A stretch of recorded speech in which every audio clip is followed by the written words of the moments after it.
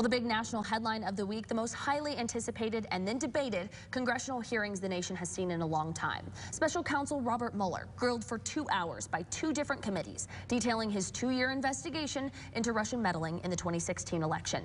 As our Anna Wiernicki reports, the lawmakers from Texas had some particularly intense interactions with Mueller. She's got a closer look at how it all went down.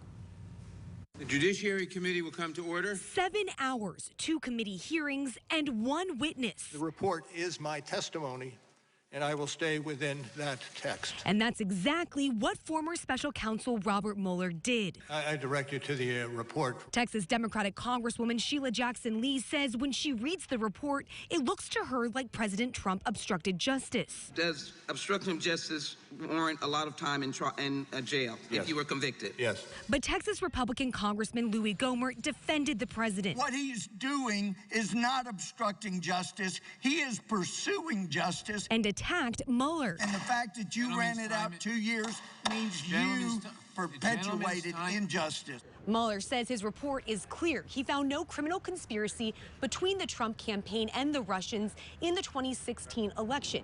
But he repeated that his report does not exonerate the president on obstruction of justice.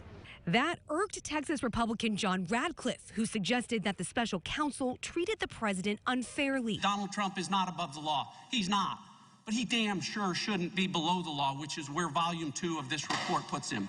Texas Democrat Joaquin Castro continues to call for impeachment of the president. Donald Trump over the years has surrounded himself with some very shady people that lied for him. But Texas Republican Will Hurd says it's time to shift the focus away from the president. How do we prevent Russian intelligence and other adversaries from doing this again? In Washington, I'm Anna Wiernicki. So here to spend 5 good minutes with us is our Washington correspondent, Anna Wiernicki. Anna, it's always good to see you. It's good to see you too, Avery. Thanks so much for joining us to break all of this down. Now, Anna, we heard it there in your story, the stark contrast in how the Democrats and the Republicans approached these hearings. Some people even saying that it just proves that the partisan divide is deeper than ever. Listening to their questions from those lawmakers, what's your take on that? You know, these were 2 very highly anticipated hearings. Lawmakers had a lot of time to prepare. So as you can expect, and what you saw were a lot of emotions from lawmakers when they were questioning former special counsel Robert Mueller. Both Democrats and Republicans walked into the hearing with very different agendas. Democrats were hoping his testimony would build their case for impeachment. We did talk to some Democrats following the hearings who are confident that it worked. Republicans, on the other hand, they walked away saying that they didn't learn anything new. So I think this partisan divide that you say people are talking about on Capitol Hill was here before the hearings, and I don't think anything has really changed. A lot of people saying that they didn't learn anything new. I know a lot of people were surprised by the brevity of Mueller's answers. Lots of yeses, nos, obviously sticking to that original report. Is that something you guys see a lot in these types of congressional hearings, or was that unexpected?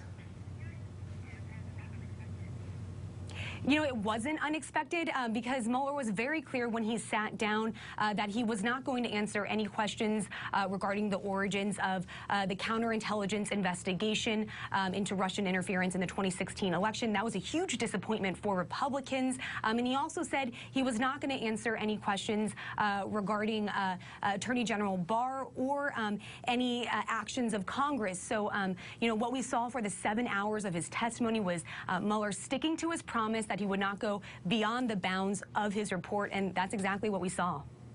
To dig through in that report as well, lots to go through. You mentioned those 7 hours of testimony. In those 7 hours, though, he did call the Russian government's effort to intervene in our election one of the most serious challenges to our democracy he's ever seen.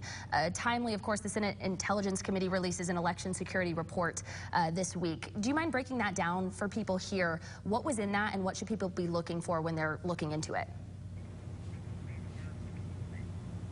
Yeah, Avery, this report released this week, it really details Russia's attempts to hack U.S. infrastructure in the 2016 election. And it was really a warning to states, saying that all 50 states were targeted by Russia. Their ballot boxes were targeted. And so it was a warning to states and the federal government that they need to do more to make sure that this doesn't happen in the future. It also included some recommendations like paper ballots, so there's a paper trail of votes, and more communications between states and the federal government, including the Department of Homeland Security, leading up to Election Day. Also going on this week in the same vein, election security legislation trying to be passed, crafted by Democrats, but obviously Republican Mitch McConnell blocking a bill there. What was that controversy like going on the Hill this week? Yeah, well, Senate Democrats did introduce two bills regarding enhancing election security and funding election security following Mueller's testimony. But both bills were blocked by Republicans because they said it was too partisan, which is very interesting because Senate Majority Leader Mitch McConnell has said that securing the ballot box is one of his top priorities. So we're just going to have to wait and see if the Republicans introduce their own legislation regarding securing the ballot box when they return back from August recess in September. Think are the chances we'll see another resurgence of an effort to push through some election security legislation before November? I think that it is definitely going to be a top priority for Democrats and Republicans. We saw it in some of the hearings. Texas Republican Congressman Will Hurd questioned former Special Counsel Robert Mueller during the hearings, saying that we need to make this a top priority, especially heading into the next election.